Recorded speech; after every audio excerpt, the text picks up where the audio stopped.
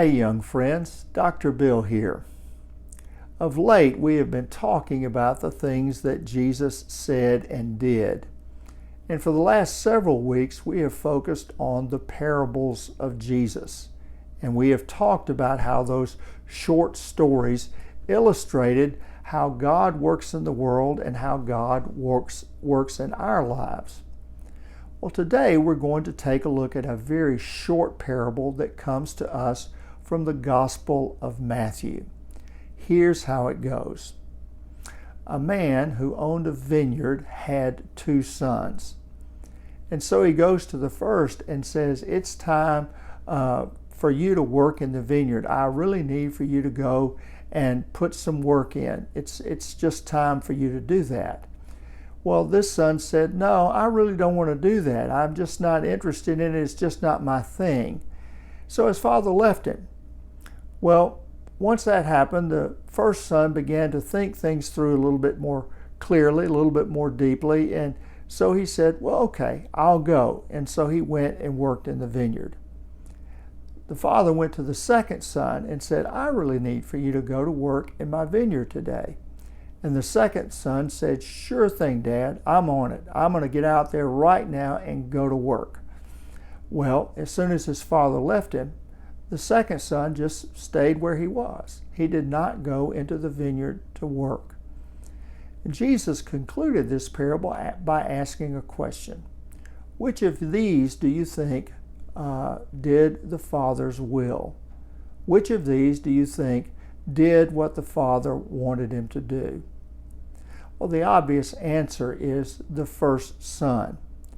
And it's from this parable and from the first son's reaction that we learn some very, very important things about being faithful to God.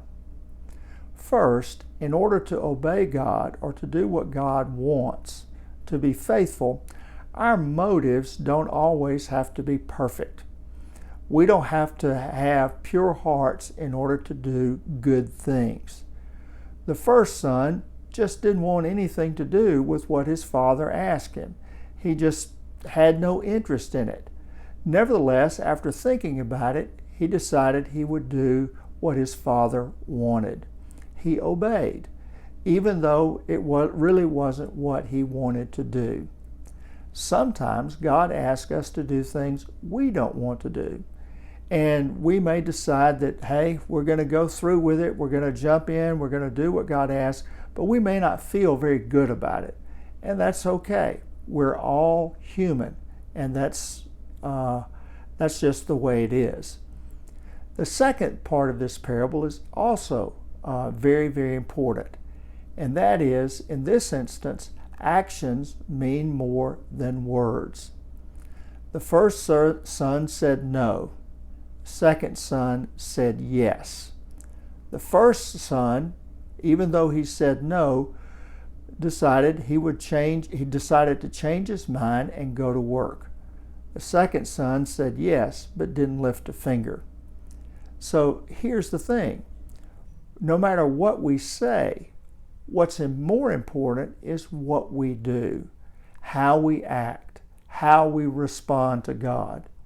So it's one thing for us to say, hey, I think God wants me to do this, and for us to say, hey, yes, I'm going to be on that, and then never follow through. What God values is our obedience. What God values is our willingness to act on what He asks of us. So in this instance, words are secondary. It's easy to say yes. It is far more difficult to say yes and then to obey.